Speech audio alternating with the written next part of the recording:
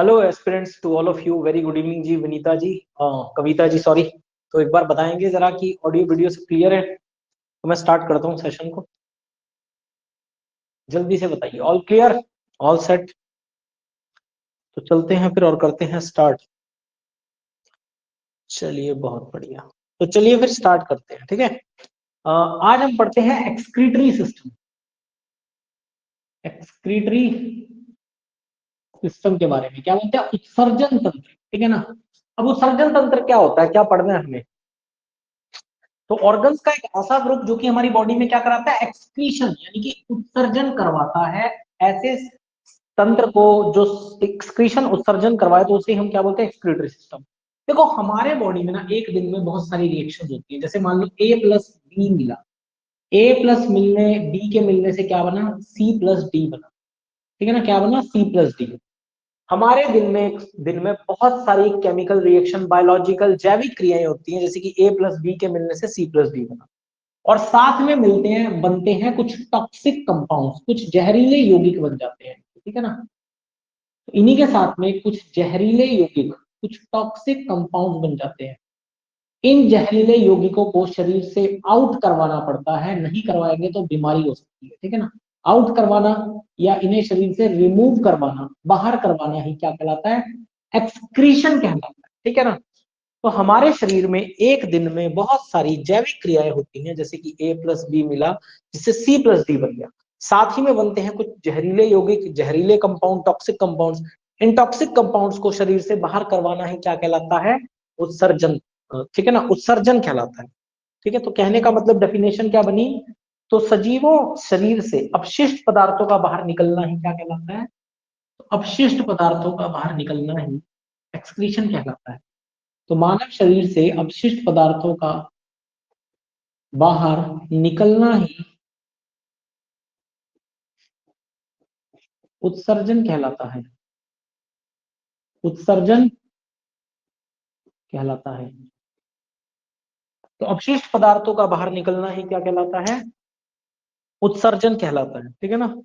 तो मानव शरीर से अपशिष्ट पदार्थों का बाहर निकलना ही क्या कहलाता है? अपसर्जन, उत्सर्जन कहलाता है, ठीक है ना। अब एक्सक्रीटरी ऑर्गन्स कौन कौन से होते हैं, कौन कौन से हमें इस सिस्टम के अंदर मुख्य अंग पड़ते हैं, ठीक है। अगर मैं बात करूं एक्सक्रीटरी ऑर्गन्स की, हमारे उत्सर्जी अंग कौन कौन से होते हैं? तो देखो, हमारे उत्सर्जी अंग लिखिए। सबसे पहले आएगा क्या? स्किन, ठीक है। फिर लिखिए लंग्स, ठीक है ना, हमारे फेफड़े।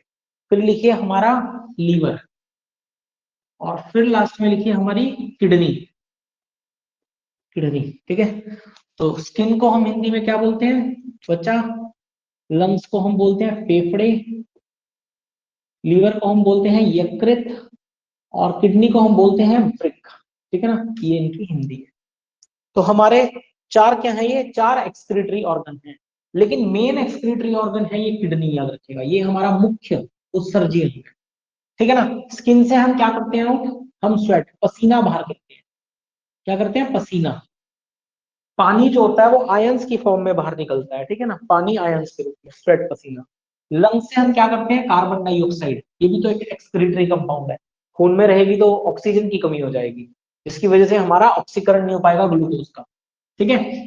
तो कार्बन डाइऑक्साइड। लीवर क्या करता है? लीवर करता है यूरिया का फॉर्मेशन, यूरिया बनाता है ये हमारे शरीर, ठीक है ना। यूरिया बनाता है ये, ठीक है। जो लीवर है यूरिया का फॉर्मेशन करता है। और यूरिया हमारे खून में घुलता है। खून में कहा जाता है ये? खून में घुलता है यूरिया। और खून के बाद जाता है ये हमारी कहा से? किडनी में। और किडनी इसे यूरिन के साथ आउट कर देती है, ठीक है ना। और किडनी इसे क्या कर देती है? यूरिन के साथ आउट कर देती है, ठीक है ना। यूरिन के साथ आउट कर देती है बॉडी से। और किडनी का काम होता है यूरिन फॉर्मेशन का। यूरिन फॉर्मेशन का काम होता है किडनी। तो किडनी का काम होता है यूरिन फॉर्मेशन का, ध्यान रखिएगा, ठीक है ना। तो मेन एक्सक्रीटरी ऑर्गन जो है हमारा क्या होता है? वो होती है किडनी, ठीक है ना। वो होती है क्या? किडनी। और हमारे जो मैमल्स होते हैं, ह्यूमन किस में आते हैं? ह्यूमन आते हैं मैमल्स में, स्तनधारी जीवों में, स्तनधारी जीवों में। और ऐसे जीव जो जो स्तनधारी हैं, इनका याद रखिएगा, इनके जो एक्सक्रीटरी कंपाउंड होता है उसमें यूरिया की मात्रा बहुत ज्यादा, होती है, यूरिया की मात्रा, ठीक है, यूरिया की मात्रा ज्यादा होती है। अब हमें पढ़ना है ह्यूमन एक्सक्रीटरी सिस्टम, ठीक है, ये तो छोटा सा इंट्रोडक्शन था। अब आ जाइए ह्यूमन एक्सक्रीटरी सिस्टम पर। ह्यूमन एक्सक्रीटरी सिस्टम पढ़ना है हमें, क्या पढ़ना है, मानव उत्सर्जन तंत्र, तो ह्यूमन एक्सक्रीटरी सिस्टम, ठीक है, क्या पढ़ना है यहाँ पर हमें, मानव उत्सर्जन तंत्र, ठीक है ना, मानव उत्सर्जन तंत्र। तो नाइट्रोजन वेस्ट, तो नाइट्रोजन युक्त अपशिष्ट पदार्थ बाहर निकलते हैं, तो ह्यूमन के एक्सक्रीशन से याद रखिएगा, नाइट्रोजन युक्त अपशिष्ट पदार्थ बाहर निकलते हैं, नाइट्रोजन युक्त अपशिष्ट पदार्थ बाहर निकलते हैं, ठीक है ना। तो ह्यूमन के न्यूट्री एक्सक्रीटरी कंपाउंड से याद रखिएगा, नाइट्रोजन युक्त अपशिष्ट पदार्थ बाहर निकलते हैं, ठीक है। वेरी गुड इवनिंग जी, याचना जी, सीमा जी, वेरी गुड इवनिंग सभी लोगों, ठीक है। तो ह्यूमन के एक्सक्रीटरी कंपाउंड से नाइट्रोजन युक्त क्या निकलते हैं, अपशिष्ट पदार्थ बाहर निकलते हैं। फॉर एग्जांपल अगर मैं बात करूं तो यूरिया, ठीक है, एमोनिया, ये सब क्या है, ये सब नाइट्रोजिनस कंपाउंड है, ठीक है ना, क्रिएटनाइन, ठीक है, और यूरिक एसिड एटसेट्रा, ये सारी चीजें, ठीक है ना, ये किसमें आती है, यूरिया, अमोनिया, क्रिएटनाइन, यूरिक एसिड, ये सब हमारा नाइट्रोजिनस युक्त, नाइट्रोजिनस वेस्ट में आता है, ठीक है ना। तो ह्यूमन एक्सक्रीटरी कंपाउंड में क्या होता है, नाइट्रोजिनस कंपाउंड होते हैं, जो कि यूरिया, अमोनिया, अमोनिया का भी देख लो NH3 होता है फॉर्मूला, यूरिया NH2, फिर कार्बन, फिर ऑक्सीजन से जुड़ा हुआ कार्बन, फिर NH2 से जुड़ा हुआ वापस, ठीक है ना। तो इसमें भी नाइट्रोजन होता है, क्रिएटनाइन में भी और यूरिक एसिड में, सब में ही नाइट्रोजन की मात्रा होती है, ठीक है ना, सब में। अब मैंने आपको बताया था कि हमारा मेन एक्सक्रीटरी ऑर्गन कौन सा है, किडनी, तो आज हम पढ़ेंगे किडनी के बारे में, ठीक है।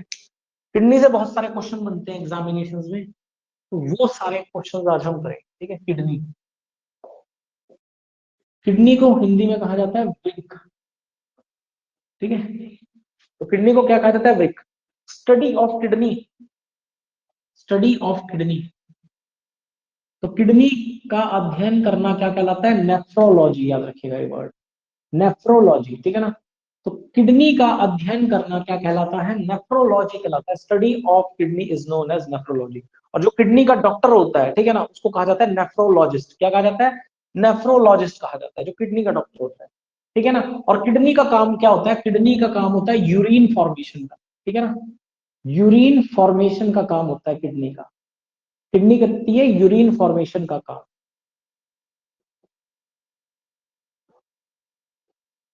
तो किडनी का काम है यूरिन फॉर्मेशन का, ठीक है ना। शेप कैसी होती है किडनी की, तो किडनी की शेप होती है कैसी, कुछ इस तरह से किडनी की शेप होती है, ठीक है ना, कुछ इस तरह से किडनी की शेप होती है। तो सोयाबीन या फिर राजमा के जैसी, ठीक है ना, जैसा राजमा होता है, तो सोयाबीन या राजमा की जैसी शेप होती है, याद रखिएगा किडनी की। किडनी का शेप कैसा होता है, सोयाबीन या फिर राजमा के जैसी, ठीक है, जैसा राजमा होता है, ठीक है ना। लोकेशन की बात करें तो ह्यूमन बॉडी में इसकी लोकेशन कहां पर होती है, इसकी स्थिति किस जगह पाई जाती है मानव शरीर में, तो याद रखिएगा, dorsal side of abdominal, dorsal side of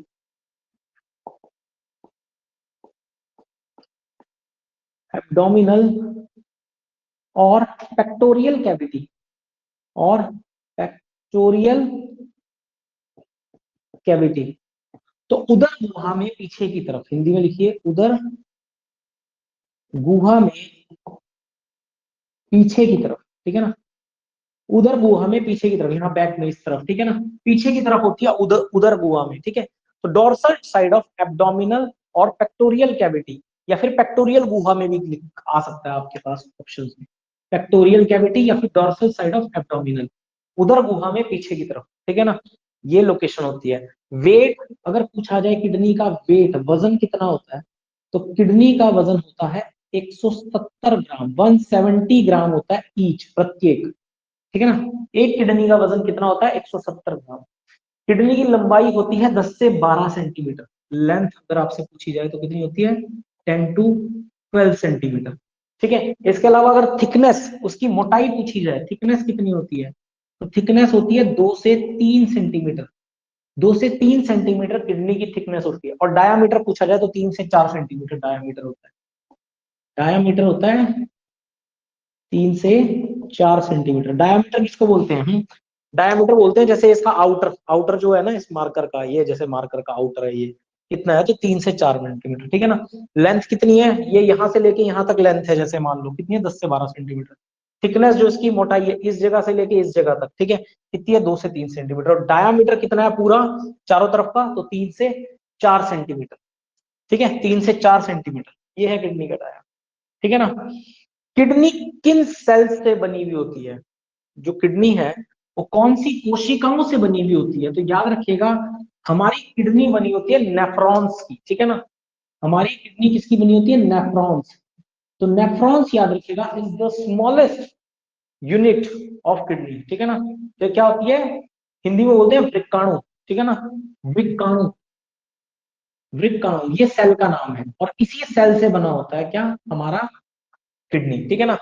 तो ये क्या है, ये यूनिट, कई बार पूछ लिया जाता है किडनी की यूनिट क्या है, इकाई क्या है, ये पूछा जाता है किस सेल से किडनी बना होता है, तो आप क्या कहेंगे, नेफ्रॉन से बना होता है, ठीक है ना, नेफ्रॉन्स। और कितनी नेफ्रॉन्स होती है एक किडनी के अंदर, तो एक किडनी के अंदर याद रखिएगा 1 मिलियन नेफ्रॉन होती है, 1 मिलियन यानी कि 10 लाख, 1 मिलियन नेफ्रॉन होती है एक किडनी के अंदर, ठीक है ना। और 1 मिलियन नेफ्रॉन याद रखिएगा 15 से 20 साल तक ब्लड को फिल्टर कर सकती है, 15 से 20 साल तक ब्लड को क्या कर सकती हैं, फिल्टर कर सकती है, ब्लड को, ब्लड फिल्ट्रेशन कर सकती है, फिल्ट्रेशन।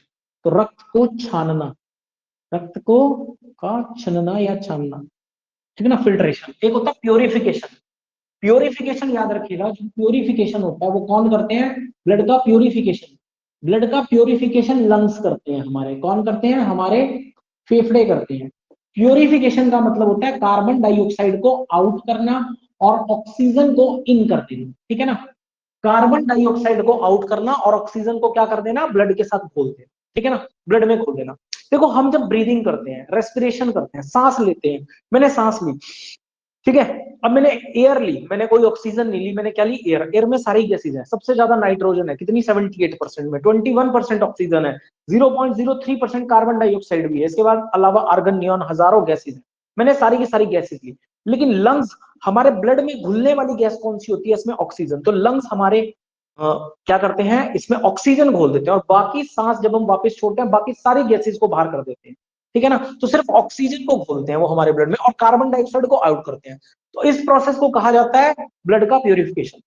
वो कौन करता है, तो लंग्स करते हैं, ब्लड का प्यूरिफिकेशन लंग्स करते हैं, जबकि ब्लड का फिल्ट्रेशन कौन करता है, तो किडनी करता है, ठीक है भाई। रक्त को छानना, फिल्ट्रेशन क्या प्रोसेस है, इसके ऊपर भी बात करेंगे, ठीक, थोड़ा सा वेट करो, इस पर भी बात करते हैं कि फिल्ट्रेशन किस प्रोसेस को कहा जाता है, ठीक है, रक्त का छानना, क्या बोलते हैं इसको, रक्त को छानना।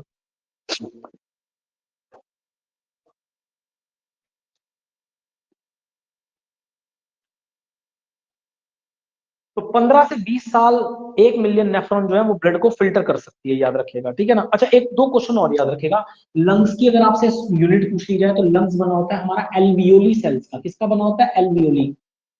और अगर ब्रेन पूछ लिया जाए तो ब्रेन किसका बना होता है, न्यूरॉन्स का, न्यूरॉन सेल्स का, न्यूरॉन सेल्स का, ठीक है ना। तो ब्रेन की यूनिट पूछी जाए तो न्यूरॉन, लंग्स की पूछी जाए तो एल्वियोली, ठीक है, ये 2-3 क्वेश्चन याद रखना। और किडनी की यूनिट पूछी जाए तो क्या आ जाएगा, नेफ्रॉन, ठीक है ना, 3, न्यूरॉन, नेफ्रॉन और एल्वियोली, ये 3 क्वेश्चन याद रखना एक साथ, ठीक है, ये यूनिट्स के क्वेश्चन आ जाते हैं एग्जामिनेशन में, ठीक है भाई। तो फंक्शन क्या है किडनी का, भाई हमने देख लिया। फंक्शन की अगर बात करें तो किडनी का काम क्या है, किडनी के कार्य क्या है, तो किडनी का एक ही काम है, मेन काम जो वो क्या है, ब्लड का फिल्ट्रेशन करना, ब्लड फिल्ट्रेशन, ठीक है ना। और ब्लड का फिल्ट्रेशन करके जिस चीज को फिल्ट्रेशन की है उस चीज को क्या करना, यूरिन का फॉर्मेशन में बाहर निकाल देना, आउट करा देना, ठीक है ना। और यूरिन का फॉर्मेशन करना, ठीक है। तो यूरिन फॉर्मेशन और ब्लड फिल्ट्रेशन ये काम, ब्लड फिल्टर करती है, ठीक है ना, फिल्टर करके आगे भेज देती है ब्लड को, ठीक है ना। और जो चीजें एक्सक्रीटरी कंपाउंड्स होती है उनको छान करके नीचे भेज देती है और उनको यूरिन की तरह ऐसा फॉर्मेशन हो जाता है उनका, ठीक है ना। तो ब्लड को फिल्ट्रेशन का काम करती है, साथ ही साथ यूरिन फॉर्मेशन। देखो ब्लड में क्या होता है, हमारे ब्लड के अंदर बहुत कुछ होता है, जैसे कि हमारे ब्लड के अंदर ग्लूकोज होता है, हम लोग कुछ भी खाते हैं तो उससे क्या बनता है, C6H12O6 जिसको कहते हैं ग्लूकोज। ब्लड में हमें हमारे क्या होता है, ग्लूकोज होता है।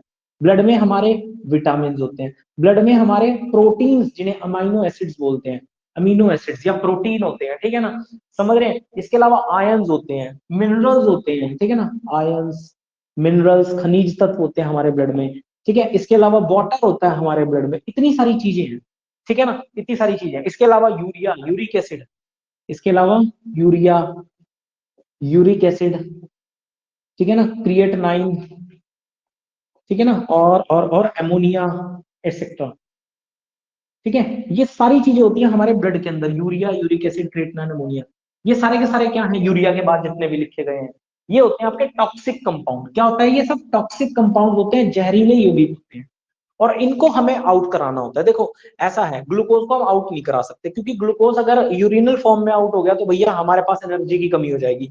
विटामिन आउट हो गए तो बहुत सारी बीमारियां हो सकती है। मैंने आपको लास्ट टॉपिक विटामिन पढ़ाया था, और आपको पता ही है कि विटामिन की कमी से कितनी सारी बीमारियां हो सकती है। प्रोटीन्स की कमी होगी तो मिनरल्स वीक हो जाएंगे, सॉरी मसल्स वीक हो जाएंगे, ठीक है ना। मिनरल्स की कमी होगी तो मिनरल्स की कमी से भी, आयरन वगैरह की कमी से भी हमें बहुत सारी डिजीजेस, एनीमिया वगैरह हो सकता है। पानी की कमी से हमें डिहाइड्रेशन हो सकता है, ठीक है। इन चीजों को तो आउट नहीं कर पाना, तो ये है सारा का सारा टॉक्सिक कंपाउंड, ठीक है। Urea, uric acid, creatinine, ammonia, ये सब टॉक्सिक है और इनको आउट करवाना जरूरी है, ठीक है ना। तो टॉक्सिक का फिल्ट्रेशन करेगा और यूरिन फॉर्म में आउट करेगा, ठीक है ना। तो टॉक्सिक का यूरिन फॉर्म में क्या करेगा, फॉर्मेशन करेगा टॉक्सिक कंपाउंड्स का। यूरिनल फॉर्म में क्या करेगा, किडनी का फिल्ट्रेशन करेगा इनमें, ठीक है ना। तो किडनी क्या करेगा, इन टॉक्सिक कंपाउंड का फिल्ट्रेशन करेगा, और फिल्ट्रेशन करके इनको यूरिन फॉर्म में बॉडी से आउट कर देगा, ठीक है ना। यूरिन फॉर्म में क्या कर देगा, बॉडी से आउट कर देगा, ठीक है, हमारी किडनी। तो यही काम है हमारी किडनी का, ठीक है, यही काम है। अब जरा थोड़ा सा आगे बढ़ते हैं और जरा स्ट्रक्चर बनाते हैं, ठीक है।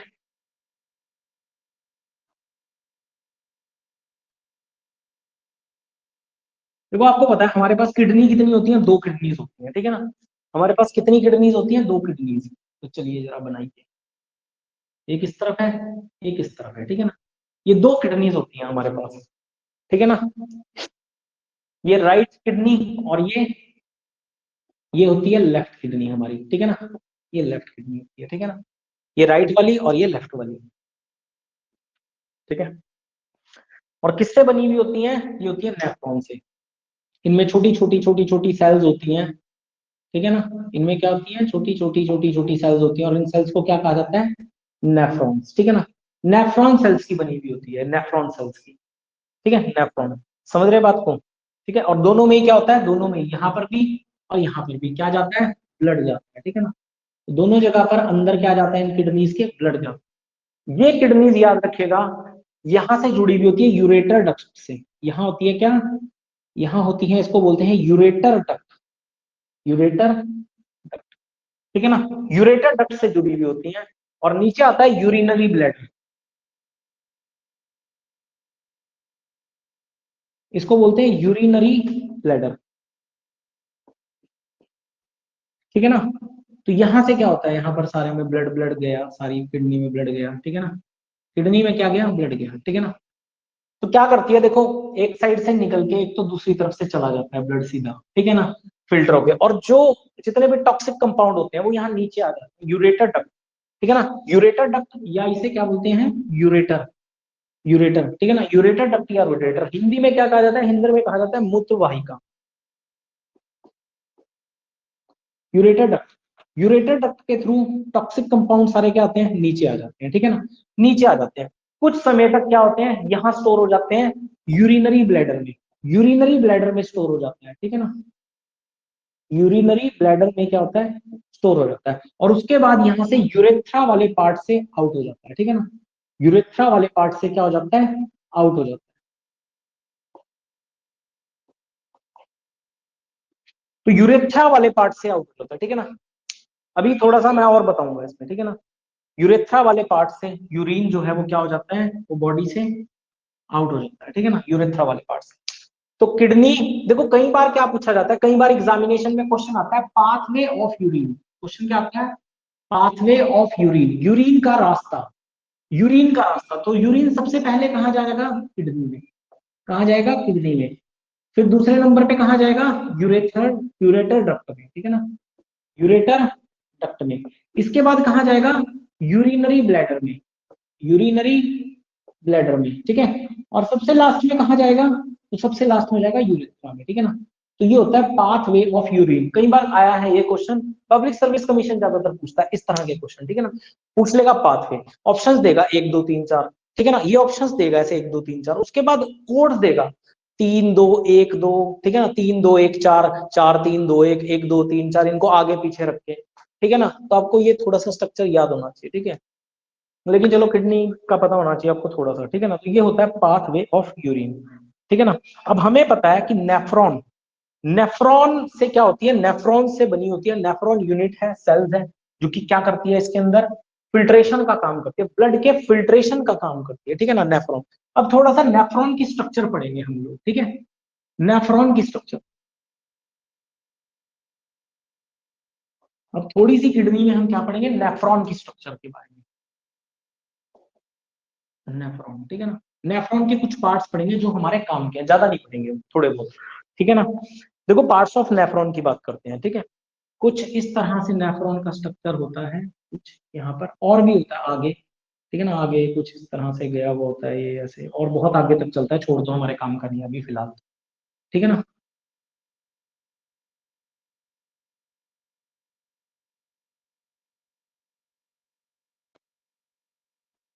ये नेफ्रॉन बना रहा हूं मैं, किडनी की जो सबसे स्मॉलेस्ट यूनिट होती है, या जिन सेल से हमारी किडनी बनी हुई होती है।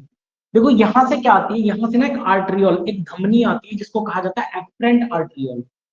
क्या बोला जाता है, एफरेंट आर्ट्रियोल, ठीक है ना। एफरेंट धमनी, एफरेंट आर्ट्रियोल, ठीक है ना। एफरेंट आर्ट्रियोल होती है जो कि क्या होती है, जितने भी हमारे ऑर्गन्स है ना, उनसे सबसे खून प्राप्त करती है। इसका काम क्या होता है, उन सबसे खून प्राप्त करने का। यहाँ होते आता है ब्लड, ठीक है ना। ये क्या है, ये है ब्लड। तो एफरेंट आर्ट्रियोल, तो एफरेंट धमनी के थ्रू सभी अंगों से खून लेकर के आती है धमनी, किसके पास, किडनी के पास। किडनी के अंदर कौन सी सेल है जो ब्लड को फिल्ट्रेशन कर रही है, तो ये है नेफ्रॉन सेल का स्ट्रक्चर, ठीक है ना। यहाँ पर क्या होता है, यहाँ पर होते हैं फिल्टर्स, ठीक है ना। ये सारे जो बनाए हुए हैं ये क्या है, ये है फिल्टर्स। इन फिल्टर्स को क्या कहा जाता है, ग्लोमुरेलस फिल्टर, ठीक है ना। क्या कहा जाता है, ग्लोमुरेलस फिल्टर, ग्लोमुरेलस फिल्टर कहा जाता है इनको, ग्लोमुरेलस फिल्टर, ठीक है ना। हिंदी में भी क्या लिखेंगे, यही लिखेंगे, ग्लोमुरेलस फिल्टर, ठीक है ना। ग्लोमुरुलस फिल्टर होते हैं, ठीक है, नेफ्रॉन के अंदर। ये क्या करते हैं, यहाँ पर ब्लड आता है और छन के यहीं से एक आर्टरियोल एक और जारी होती है, यहाँ से खून चला भी जाता है, ठीक है ना। यहाँ से खून चला भी जाता है जिसे हम कहते हैं एफरेंट आर्टरियोल, ठीक है ना। ये एफरेंट आर्टरियोल और ये इफरेंट आर्टरियोल, ठीक है ना, इफरेंट आर्टरियोल, ठीक है। तो एफरेंट आर्टरियोल जो कि सभी अंगों से खून लेके आती है, और इफरेंट आर्टरियोल जो कि सभी अंगों तक खून लेके जाती है, ठीक है ना। तो यहां से ब्लड जाता है, आता है, फिल्टर होता है बाहर, ठीक है ना। नीचे जो होता है, नीचे क्या निकल जाता है, नीचे निकल जाता है जितना भी टॉक्सिक कंपाउंड थे वो सब नीचे की तरफ आ जाते हैं, ठीक है ना। यहां से वो सब क्या आ जाते हैं, नीचे की तरफ आ जाते हैं, ध्यान रखो, ठीक है। तो एफरेंट आर्टरियोल क्या है, याद रखेगा, एफरेंट आर्टरियोल जो कि शरीर के सभी अंगों से किडनी के पास खून लेके आती है, ठीक है ना। शरीर के सभी अंगों से रक्त को लेकर के आती है वृक्क के पास, ठीक है ना। तो it receive blood from body organs, it receive blood from all body organs. तो सभी अंगों से रक्त को लेकर आती है, ठीक है ना। और इफरेंट आर्टरियोल क्या होती है, तो ये सभी अंगों तक खून को लेकर के जाती है, ठीक है ना, सबसे पहले लेकर के जाती है, ठीक है ना। तो it transfer blood to body organs, ये क्या करती है, ट्रांसफर करती है, ठीक है ना। ये ट्रांसफर करती है किसको, ब्लड को बॉडी ऑर्गन्स के पास। और ये क्या करती है, रिसीव करती है। ये क्या करती है, एफरेंट आर्टरियोल रिसीव करने का काम करती है, जबकि इफरेंट आर्टरियोल क्या करती है, ट्रांसफर करने का काम, ठीक है ना। छान करके याद रखिएगा, ठीक है भाई। और अगर किसी व्यक्ति के, किसी भी व्यक्ति के मान लो यूरिन में हल्का फुल्का थोड़ा बहुत क्या आ रहा है, ब्लड ब्लड आ रहा है, तो इसका मतलब भैया उसके फिल्टर्स खराब हो चुके हैं और किडनी ना किसी भी समय फेल हो सकती है उसको, ठीक है, ठीक है ना। हालांकि ये जरूरी नहीं है कि यूरिन में खून आना 100% ही यही हो, कई बार यूरेटर डक्ट वगैरह में या यूरेथ्रा जो होता है वहां पर भी इन्फेक्शन हो सकता है, ऐसा और बहुत सारे कारण हो सकते हैं। लेकिन अगर लगातार चल रही है ना ये चीज, क्या कि व्यक्ति का क्या हो चुका है कि उसके लगातार ब्लड आ रहा है यूरिन में, तो चांसेस इसके भी हैं कि उसके फिल्टर्स खराब हो गए, और फिल्टर्स खराब हो गए ना, तो इसका मतलब किडनी क्या हो चुकी है भैया, फेल हो चुकी है। उसके बाद उस व्यक्ति को क्या कराना पड़ता है, और आपको पता ही है, ठीक है ना, क्या कराता है, डायलिसिस कराता है व्यक्ति, ठीक है। उसके बारे में बात करेंगे 10-15 मिनट के बाद, ठीक है। अब देखो इसके बाद और पार्ट्स आते हैं, तो अगला पार्ट लिखिए पीसीटी, ठीक है ना। पीसीटी में दो चीजें होती है, असेंडिंग लिम्ब और एक होती है डिसेंडिंग लिम्ब, ठीक है। आगे चलते हैं, यहीं से 2-3 नलियां और होती हैं, ठीक है ना। इस तरह से ये घूमता रहता है ऐसे लंबा सा, ठीक है ना, और लास्ट में जाकर के यूरेथ्रा में जाता है, यहाँ से ना यूरिन जो जाता है, ठीक है ना, यहीं से फिल्टर होने के बाद, ठीक है। अब अगला पार्ट हमने लिखना है पीसीटी, किसका पार्ट है, नेफ्रॉन का ही। तो एफरेंट और इफरेंट आर्टरियोल से क्वेश्चन बनेगा तो निकाल दोगे आप लोग, ठीक है, निकाल दोगे ना। कौन रिसीव करता है, कौन भेजता है, किडनी में कौन से फिल्टर्स होते हैं, तो ग्लोमुरुलस फिल्टर, ये सारे क्वेश्चन तो निकाल दोगे आप लोग, ठीक है। अगला अगला हो पीसीटी, पीसीटी होता है प्रॉक्सिमल कॉन्वोल्यूटेड ट्यूब्यूल, ठीक है ना, पीसीटी, ठीक है ना। इसकी फुल फॉर्म क्या है, तो proximal convoluted tubule, proximal proximal convoluted tubule, ठीक है, प्रॉक्सिमल कॉन्वोल्यूटेड ट्यूब्यूल, ठीक है। तो ये क्या करती है, ये एक तो याद रखिएगा अमीनो एसिड्स का एब्जॉर्प्शन कराती है, ठीक है ना, और एक ग्लूकोज का एब्जॉर्प्शन कराती है, ठीक है ना। एक तो अमीनो एसिड्स का क्या कराती है, मतलब प्रोटीन का एब्जॉर्प्शन यानी कि अवशोषण करवाती है, एब्जॉर्प्शन या हिंदी में लिखने वाले हैं तो अवशोषण लिख लीजिए। और साथ ही साथ किसका, वाटर का एब्जॉर्प्शन करवाती है, वाटर का एब्जॉर्प्शन, वाटर का अवशोषण करवाती है, पानी का अवशोषण कराती है। हमारा शरीर आप जानते हैं 70% पानी से बना हुआ है, और अगर पानी का अवशोषण नहीं हुआ तो क्या होगा, तो डिहाइड्रेशन हो जाएगी भाई, डिहाइड्रेशन हो जाएगी, ठीक है ना। प्रोटीन का अवशोषण नहीं हुआ तो मांसपेशियां कमजोर पड़ सकती है, ठीक है ना। प्रोटीन का अवशोषण होना भी जरूरी है और ग्लूकोज का भी, ठीक है ना, क्योंकि प्रोटीन का अवशोषण नहीं हुआ तो क्या होगा, तो डिहाइड्रेशन हो सकता है व्यक्ति को, पानी की कमी यानी कि क्या हो सकता है, डिहाइड्रेशन हो सकता है उस व्यक्ति को, ठीक है ना। अगर अवशोषण नहीं किया, पानी सारा यूरिन के थ्रू ही बाहर निकल गया, ठीक है ना, याद रखिएगा ये चीज, ठीक है। तो आगे कौन सा पार्ट है जो कि ग्लोमेरुलर फिल्टर्स के छानने के बाद अमीनो एसिड्स और वाटर का अवशोषण कराता है, तो पीसीटी करवाता है, ठीक है ना, पीसीटी करवाता है, ठीक है भाई। इतने पॉइंट्स तो आपको याद रखना है। अब यहाँ पर आते हैं कुछ की पॉइंट्स, ठीक है ना, की पॉइंट्स जो आपको याद रखने हैं। 15-20 मिनट लूंगा, इस टॉपिक को खत्म कर दूंगा, ठीक है। अब कुछ की पॉइंट्स लिखिए, कुछ की पॉइंट्स जो क्वेश्चन बनते हैं एग्जामिनेशन में, ठीक है। यहाँ से देखो, कई बार पूछा जाता है कंपोजिशन ऑफ यूरिन, ठीक है ना, यूरिन में क्या क्या चीजें होती हैं, ठीक है ना, यूरिन में कंपोजिशन किस किस चीज का होता है। तो देखो, एक तो होता है नॉर्मल कंपोनेंट्स और एक होते हैं एबनॉर्मल कंपोनेंट्स, ठीक है ना, नॉर्मल कंपोनेंट्स और एक होते हैं एबनॉर्मल, ठीक है ना, असामान्य घटक, एबनॉर्मल कंपोनेंट्स, ठीक है ना। अगर सामान्य कंपोनेंट्स हैं तो सब कुछ ठीक है, कई बार डॉक्टर करवाता है ना यूरिन टेस्ट करवाता है, तो उसमें कुछ समान चीजें हैं तो ठीक है, अगर एबनॉर्मल है तो क्या क्या चीजें हो सकती हैं, क्या क्या बीमारियां हो सकती हैं, उस पर बात करते हैं, ठीक है। देखो नॉर्मल कंपोनेंट्स क्या होना चाहिए, देखो यूरिन में 95% तो होता है पानी, ठीक है ना, 95% तो पानी होता है, ठीक है ना। इसके अलावा याद रखेगा 2.6% होता है यूरिया, 2.6% क्या होता है यूरिन के अंदर, यूरिया होता है, ठीक है। इसके अलावा याद रखिएगा 0.4% होता है यूरिक एसिड, 0.4% यूरिक एसिड। ये सब नॉर्मल कंपोनेंट्स हैं यूरिन के, अगर नॉर्मल है आप लोग, ठीक है ना। और 2% होता है क्रिएटिनाइन, ठीक है ना, 2% क्या होता है, क्रिएटिनाइन, याद रखिएगा, क्रिएटिनाइन। वहीं अगर एबनॉर्मल की बात करूं, एबनॉर्मल में क्या होता है, वाटर जो है वो 95% से ज्यादा होता है, ठीक है ना, 95% से ज्यादा क्या होता है, 95% से ज्यादा वाटर होता है। और अगर 95% से ज्यादा वाटर आ रहा है यूरिन टेस्ट में, तो इसका मतलब डिहाइड्रेशन हो सकती है, इस व्यक्ति को पानी की कमी हो सकती है, ठीक है ना, इससे ज्यादा नहीं होना चाहिए 95%, ठीक है ना। इसके अलावा क्या होती है, इसके अलावा अगर किसी भी व्यक्ति के यूरिन में ग्लूकोज आ रहा है, क्या आ रहा है, ग्लूकोज, यानी कि उसे डायबिटीज हो सकती है, मधुमेह हो सकता है, डायबिटीज, ठीक है ना। अगर किसी व्यक्ति के यूरिन में ग्लूकोज आ जाता है, यहाँ तो है नहीं ना यूरिन में ग्लूकोज, ठीक है ना, ये तो पूरा हो गया 100%, आपका कहीं भी नहीं आपको मिला होगा, ठीक है ना। लेकिन अगर एबनॉर्मल कंपोनेंट है तो ग्लूकोज मिल सकता है, इसका मतलब है व्यक्ति डायबिटीज या तो होने वाली है उसको, या फिर वो ऑलरेडी डायबिटीज का मरीज, ठीक है ना, याद रखिएगा। और होती हैं कुछ कीटोन बॉडीज जो कि प्रोटीन के कंपोनेंट्स होते हैं, कुछ कीटोन बॉडीज होती हैं, कीटोन बॉडीज, कीटोन बॉडीज क्या होती है, कुछ प्रोटीन से बने कंपोनेंट्स होते हैं, ये प्रोटीन के बने कुछ घटक होते हैं, प्रोटीन के बने, और अगर प्रोटीन यहां से आउट हो रहा है तो इसका मतलब ये हमारे लीवर को डैमेज कर रहा है, ठीक है ना। यानी क्या हो रहा है, हमारा यकृत भी दिक्कत में है, किडनी के साथ साथ हमारा लीवर भी डैमेज हो चुका है अगर कीटोन बॉडीज जा रही है। क्यों? क्योंकि कीटोन बॉडीज कहाँ होती है, लीवर के अंदर, ठीक है ना। एक्स्ट्रा फैट वगैरह प्रोटीन वगैरह होता है वो कहाँ होता है, लीवर के अंदर स्टोर होता है, ठीक है ना। अगर ये जा रहा है तो इसका मतलब लीवर भी डैमेज हो चुका है व्यक्ति का, ठीक है ना। काफी सारी बीमारियां हो सकती है। 95% से ज्यादा पानी है तो इसका मतलब उसको डिहाइड्रेशन की कमी हो सकती है, डिहाइड्रेशन हो सकता है, ठीक है ना। और अगर गलती से ब्लड निकल रहा है, मैंने आपको अभी बताया था, ब्लड आ रहा है तो इसका मतलब क्या है, किडनी फेल्योर की तरफ जा रही है, किडनी फेलियर की तरफ जा रही है, ठीक है ना। किडनी फेल होने वाली है उस व्यक्ति कभी भी। हालांकि ब्लड आना सिर्फ किडनी फेलियर की वजह से ही नहीं है, कई बार यूरेथ्रा वगैरह में, ठीक है ना, यूरेटर डक्ट वगैरह में, वहां भी कई बार क्या होता है कि इन्फेक्शन वगैरह होता है, उसकी वजह से भी ब्लड आ सकता है थोड़ा बहुत, वो भी कोई बड़ी बात नहीं है, ठीक है ना। ठीक है, लेकिन ब्लड निकल रहा है तो इसका मतलब फिल्टर्स खराब हो चुके हैं, वो कर ही नहीं रहे हैं आप फिल्टर, ठीक है। इसका मतलब है कि वो फिल्टर ही नहीं कर रहे, याद रखो। तो ये होते हैं सामान्य घटक और ये होते हैं असामान्य घटक, ठीक है ना। ये होते हैं असामान्य घटक, एबनॉर्मल कंपोनेंट्स ऑफ यूरिन, और ये है नॉर्मल कंपोनेंट्स ऑफ यूरिन, ठीक है ना। तो क्वेश्चन अगर आएगा यूरिन में पानी कितना होना चाहिए, यूरिया कितना होना चाहिए, यूरिक एसिड कितना होना चाहिए, क्रिएटिनाइन कितना होना चाहिए, तो बता देंगे आपको, ठीक है। चलो आगे बढ़ते हैं। अब अगला क्वेश्चन आता है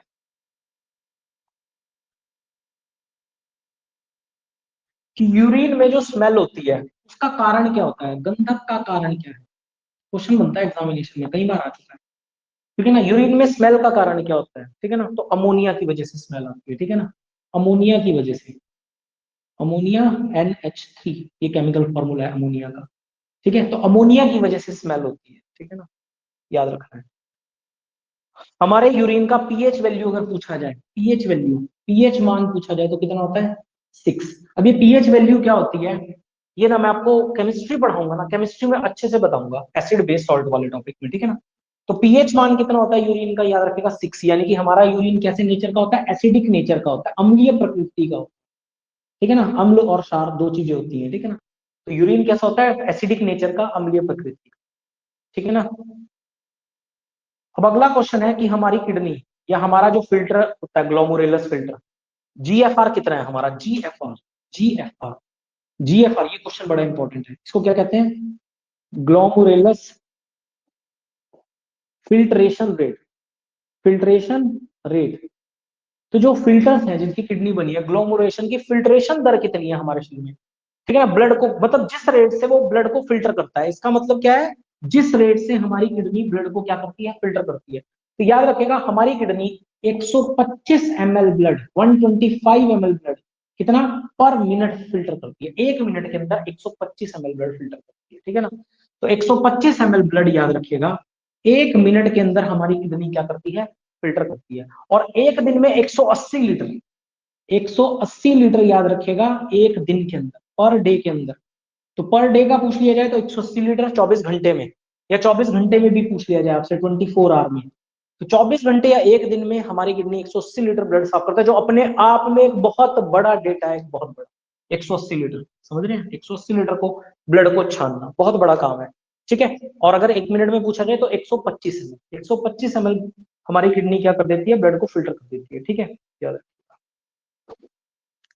देखो आपको पता है यूरेटर डक्ट, यूरेटर डक्ट के थ्रू किडनी से यूरिन कहाँ आता है, यूरेटर डक्ट के थ्रू हमारी किडनी से यूरिनरी ब्लैडर में पहुंचता है, ठीक है ना। यूरेटर डक्ट की अगर लेंथ पूछ ली जाए आपसे, यूरेटर डक्ट की लेंथ कितनी होती है, तो यूरेटर डक्ट की लेंथ होती है, लंबाई होती है 25 सेंटीमीटर, 25 सेंटीमीटर, ठीक है ना, यूरेटर डक्ट की लेंथ। इसके अलावा यूरिनरी ब्लैडर में एक बार में कितना स्टोर हो सकता है, यूरिनरी ब्लैडर लास्ट हमारा यूरिन यहीं पर रुकता है, ठीक है ना, इसके बाद आउट होता है। तो यूरिनरी ब्लैडर, ब्लैडर में हमारा यूरिन कितना यूरिन है जो एक बार में स्टोर हो सकता है, ठीक है ना, में कितना यूरिन स्टोर होगा, ठीक है ना। तो देखो ये क्वांटिटी जो है मेल और फीमेल्स में अलग होती है, ठीक है ना, पुरुषों में और महिलाओं में दोनों में अलग अलग होती है स्टोरेज की क्वांटिटी, ठीक है। एक तरफ है मेल्स और दूसरी तरफ है फीमेल्स, ठीक है। तो यूरिनरी ब्लैडर में एक बार में कितना, मेल्स में याद रखिएगा कि 800 ml तक, 800 ml तक, ठीक है ना, और फीमेल्स में 500 ml तक, ठीक है ना, 500 ml तक यूरिन स्टोर हो सकता है, ठीक है ना, फीमेल्स।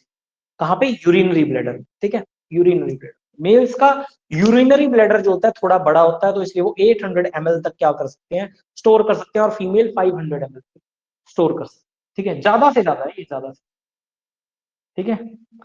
और याद रखेगा, जब भी हमारा यूरिनरी ब्लैडर कितना 150 से 200 ml तक भर जाता है, 150 टू 200 ml तक भर जाता है, तो हमें यूरिनेशन की फीलिंग्स आने लग जाती है, ठीक है ना, यूरिनेशन की फीलिंग्स आने लग जाती है जब भी 150 से 200 ml तक भर जाता है, ठीक है ना, यूरिनरी ब्लैडर हमारा 150 से 200, याद रखिएगा।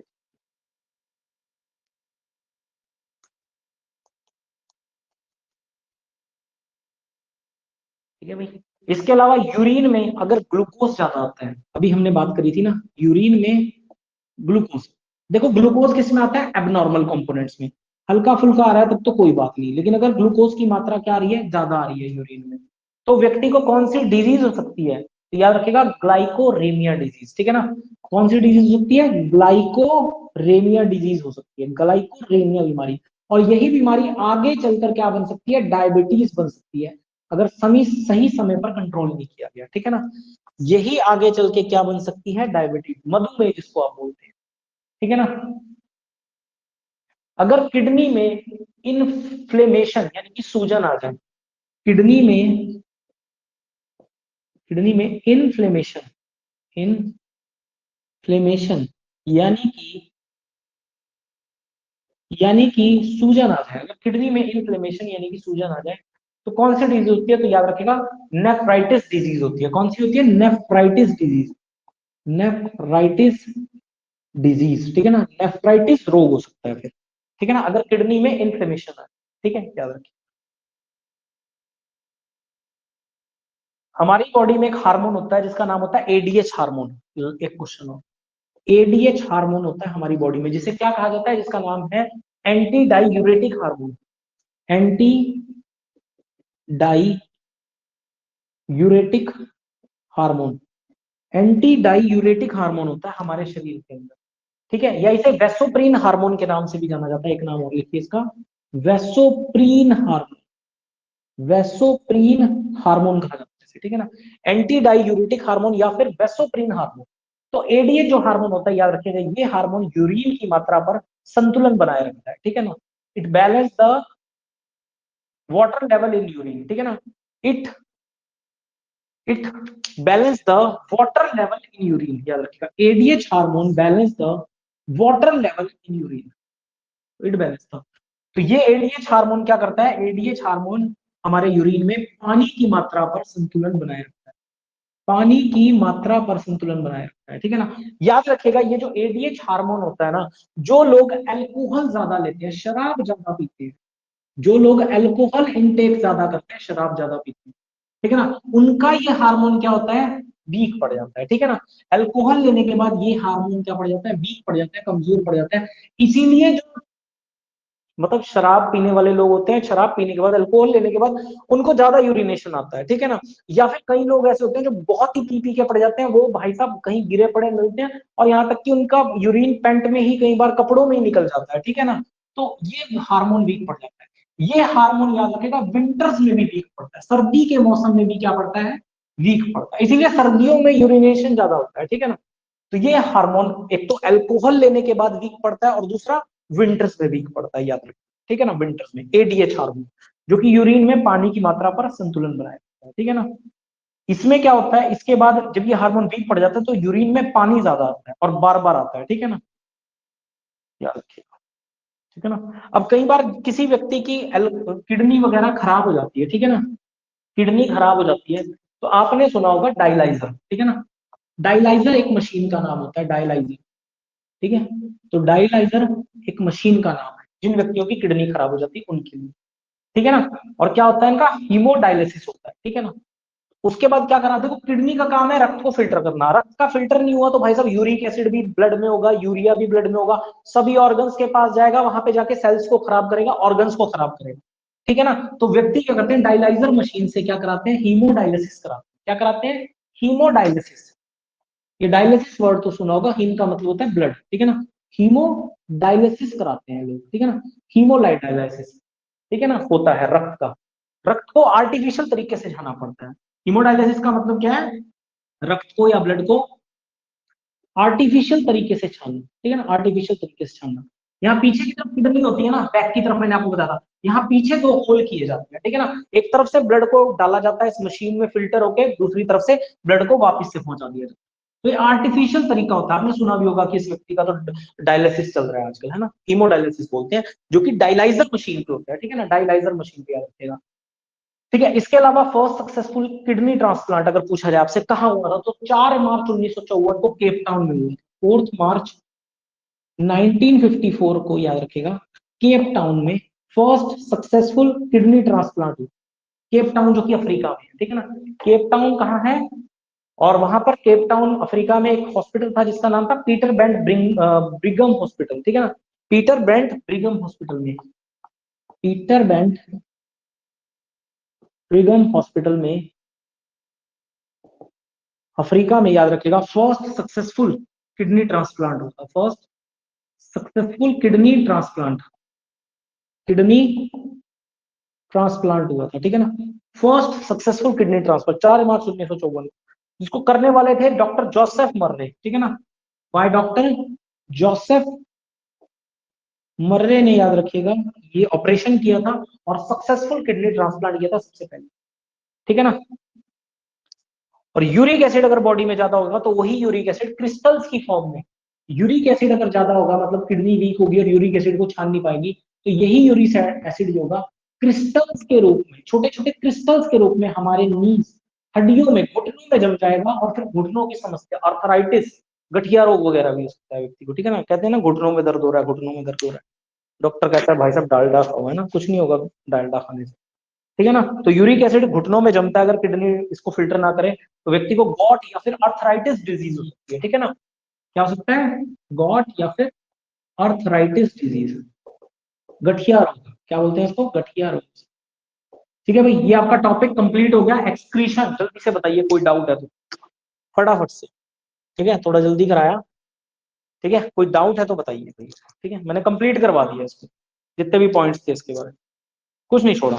वैसे इतने क्वेश्चन इतना डीपली बनने नहीं थे आपके क्वेश्चन, लेकिन फिर भी जितना था ऑलमोस्ट सारी चीजें आपको करवा दी, ठीक है।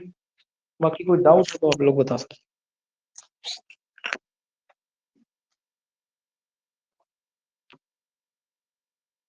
नेक्स्ट क्लास में अगला टॉपिक पढ़ेंगे।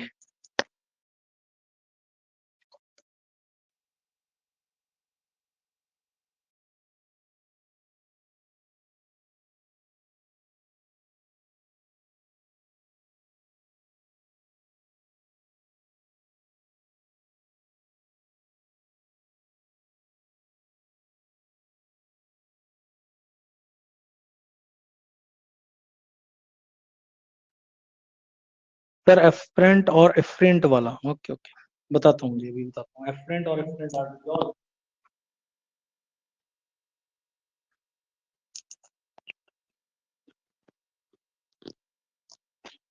देखो धमनियां होती हैं, धमनियां क्या होती हैं, एक बताइए आपको, एफरेंट आर्ट्रियोल, ठीक है ना, एफरेंट आर्ट्रियोल, ठीक है, एक बताइए इफरेंट आर्ट्रियोल, ठीक है ना, इफरेंट आर्ट्रियोल।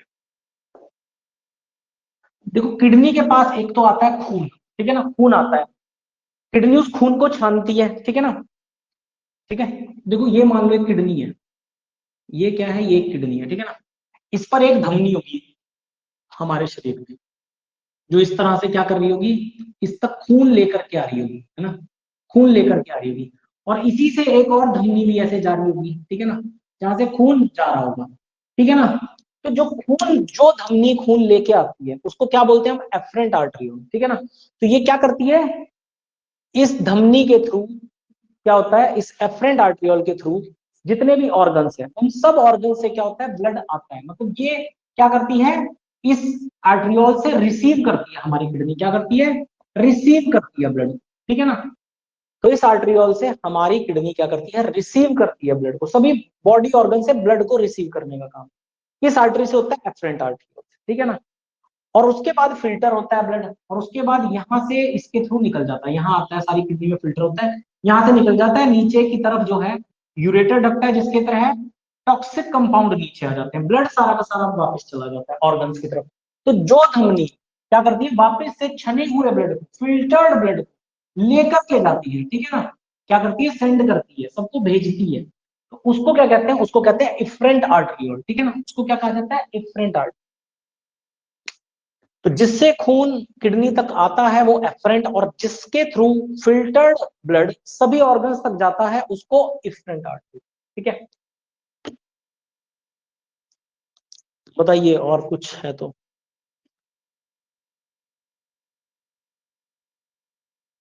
ठीक है भाई, ऑल क्लियर, जल्दी से बताओ एक बार सभी लोग।